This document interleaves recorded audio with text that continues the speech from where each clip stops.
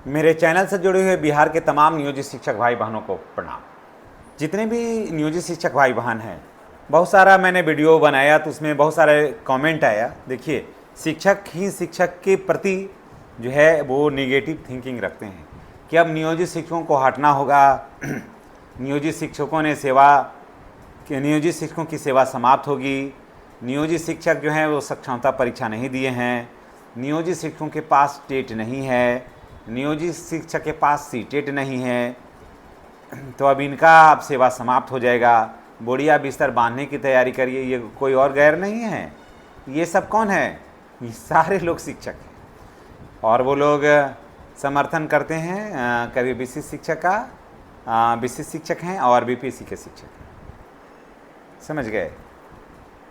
इसलिए मैं सभी नियोजित शिक्षक भाई बहनों को मैं ये कहना चाहता हूँ कि देखिए, आपको सबसे पहले मैं अब ये लेकर के चलता हूँ कि टेट या सीटेट से मैं चलता हूँ।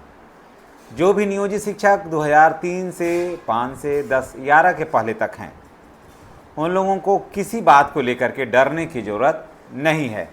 कुछ भी डरने की ज़रूरत नहीं है। देखिए, ये सब आया है। टेट आया कब? 2011 में, है ना? टेट आया 2011 में और आरटीई आया 2009 में। इसके बाद हुआ कि 11 में कि सभी लोग जो भी टीचर बहाल होंगे उनको टेट करना अनिवार्य होगा। ये बात आई, है ना? तो चलिए, यहाँ तो ठीक है। लेकिन जो 2003 में आए या 2005 में आए, 6 में आए, 11 के पहले आए, उसमें नियमावली जो था उसमें इसकी चर्चा ही नहीं थी। इसकी चर्चा कहीं नहीं थी, है ना? एक दूसरी बात ये भी नियमावली में नहीं चर्चा थी कि एक शिक्षक कितने दिन सेवा कर लेंगे तो उनको इस तरह का एग्ज़ाम पास करना होगा सेवा में बने रहने के लिए। ये भी नियमावली में कहीं है? कहीं नहीं है। उसके बाद उस समय टेट या सीटेट जैसी कोई बात ही नहीं थी, कोई चर्चा ही नहीं थी, था ही नहीं। तो फिर वैसे शिक्षकों पर ये लागू क्यों होगा? तो ऐसे इसलिए टेट या सीटेट के मामले में आपको कहीं डरने की ज़रूरत नहीं है, चाहे वो नियोजित शिक्षक कभी के हों, 3 के हों, 5 के हों या 10 के हों, है ना? डरने की ज़रूरत नहीं है। यहाँ हो गया। चलिए अब आगे बढ़ते हैं। देखिए, सेवा में कालबद्ध प्रोन्नति, जिनकी सेवा 12 वर्ष हो गई है ना? उन सारे लोगों को कालबद्ध प्रोन्नति होगी या हो रही है। अब तो हो रही है, होगी क्या? हो रही है। ऐसा कोर्ट ने भी कहा, ऐसे पूर्व में भी है, तो हो रही है। तो यहाँ भी अब आपको डरने की ज़रूरत नहीं है। अगर ऐसा बात होता तो सरकार उस पर ऑर्डर पर स्टे लगाती कि नहीं, टेट करिए या सीटेट करिए तभी आपको प्रोन्नति दिया जाएगा। ऐसा कहीं नहीं हुआ, अब आपका होने जा रहा है। तो यहाँ पर भी प्रमोशन के लिए आपको डरने की ज़रूरत अब नहीं है। टेट में भी नहीं, प्रमोशन में भी नहीं। अब चलिए आगे चलते हैं। सीनियरिटी, अब आता है सीनियरिटी का। जब 12 वर्ष का कालबद्ध प्रोन्नति आपका है, सेवा निरंतरता 20 वर्ष का है, तो सीनियरिटी भी आप ही को मिल के पास रहेगा। समझ गए? अभी 9 सदस्यीय जो कमेटी बनी है उनको बने रहने दीजिए। समझ गए? जब 12 वर्ष का है, हाँ, वहाँ सेवा निरंतरता की बात होगी तो देखा जाएगा, तो फिर तो आपका और सब सेम ही हो जाइएगा। लेकिन अभी वो तो देखना होगा। अभी फ़िलहाल बात करते हैं, वो तो जब आएगी तो फिर उस पर चर्चा होगी। तो आपकी सीनियरिटी फ़िलहाल बरकरार है, यहाँ पर आपको कुछ भी नहीं करना है। फिर 8वें वेतन का लाभ किसे मिलेगा? तो ये आप हो गया ना क्लियर। आपको सीटेट से क्लियर हो गया, कालबद्ध प्रोन्नति से हो गया, सीनियरिटी से हो गया। मैं कम समय में अधिक से अधिक बातों को मैं आपको दे दूं ताकि आप निश्चिंत हो जाएं, आप टेंशन मुक्त हो जाएं, है ना? अब देखिए, अब चलिए 8वें वेतन लाभ का। 8वां वेतन आयोग 2026 जनवरी 2026 में है।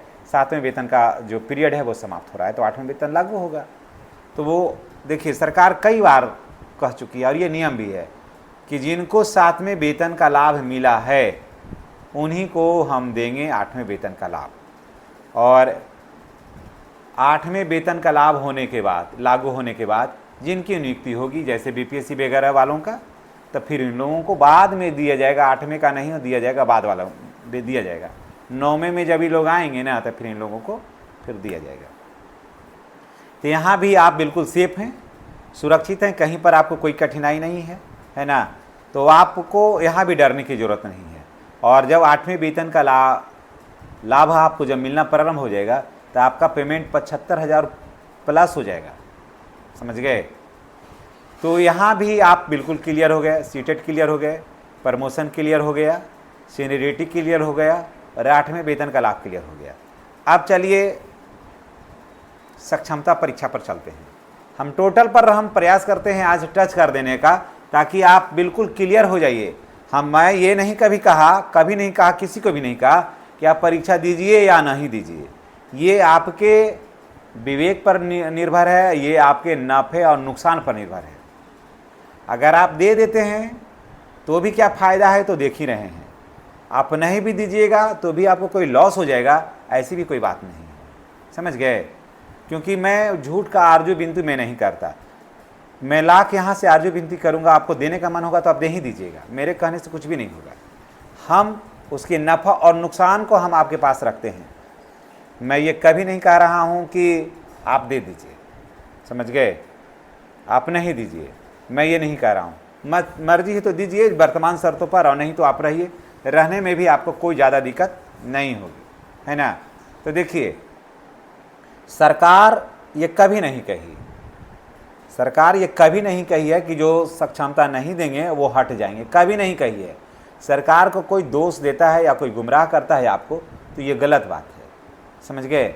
और वैसे लोगों की अपनी जानकारी नहीं होती है। वैसे बहुत सारे शिक्षक हैं, लाखों में ऐसे शिक्षक हैं जो सिर्फ हवा में बात करते हैं, उनको कोई ख़ास जानकारी नहीं है। मैं अपने चैनल के माध्यम से कह रहा हूँ, तो कोई ख़ास जानकारी नहीं रहती है, वो हवा में बात करते हैं, दूसरे के देखा देखी करते हैं, अनुकरण करते हैं। और यही इसी का खामियाजा इतने बड़े पैमाने पर शिक्षकों को भुगतना पड़ा है। तो सक्षमता 1, 2, 3 तो हो गया, 4, 5 है, 4 आने वाला है, 5 के लिए फिर होगा तैयारी। तो ये आप पर निर्भर करता है कि आप दीजिएगा या नहीं दीजिएगा। अगर आप देना चाहते हैं तो आप दे सकते हैं, अगर नहीं देना चाहते हैं तो भी आप सेफ हैं और सुरक्षित हैं।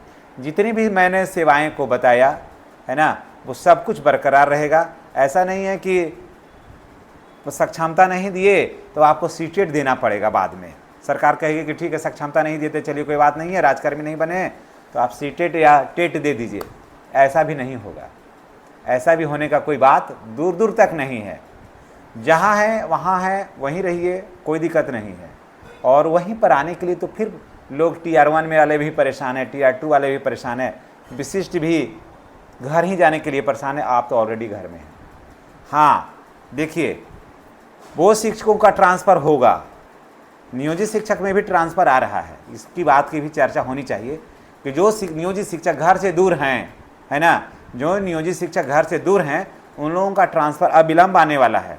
चुनाव के बाद जो है नियोजित शिक्षकों का स्थानांतरण होगा, वो भी होगा ऐच्छिक, और पहले होगा पारस्परिक स्थानांतरण होगा, म्यूचुअल ट्रांसफ़र होगा, उसके बाद फिर आपका भी होगा। यानी कि जो भी शिक्षक हैं सभी का होगा, आप नियोजित शिक्षकों का भी होगा। तो नियोजित शिक्षक अगर स्थानांतरण का वेट कर रहे हैं तो वो थोड़ा वेट कर लीजिए। चुनाव के बाद, अब तो सरकार के पास समय भी नहीं है, चुनाव के बाद आपकी भी मांग बिल्कुल मानी जाएगी। एकदम आप लिख लीजिए इस बात को, ना का कोई सवाल नहीं है। तो नियोजित शिक्षक को बन के रहने में कोई डर नहीं है, कोई संकोच नहीं है, और किसी तरह का कोई टेंशन हमको नहीं लगता है कि पाले हुए हैं अंदर में। अगर इसके बाद भी अब आपको डर लगता है तो रास्ते खुले हुए हैं, विकल्प खुला हुआ है। आप किस रास्ते पर चलना चाहते हैं वो आपकी मर्जी। मुझे नफ़ा नुकसान बताना मेरा काम है और निर्णय लेना आपका काम है। इसी बात के साथ मैं आपसे विदा लेता हूं। बिहार के तमाम नियोजित शिक्षक भाई बहनों से मैं ये रिक्वेस्ट करूंगा कि अगर आप चैनल पर नए हैं, अगर चैनल पर आप नए हैं तो चैनल को सब्सक्राइब करिए और बेल आइकन को दबाइए, ताकि वीडियो का जो नोटिफिकेशन है वो आपको मिलता रहे। धन्यवाद। जय बिहार, जय नियोजित शिक्षक।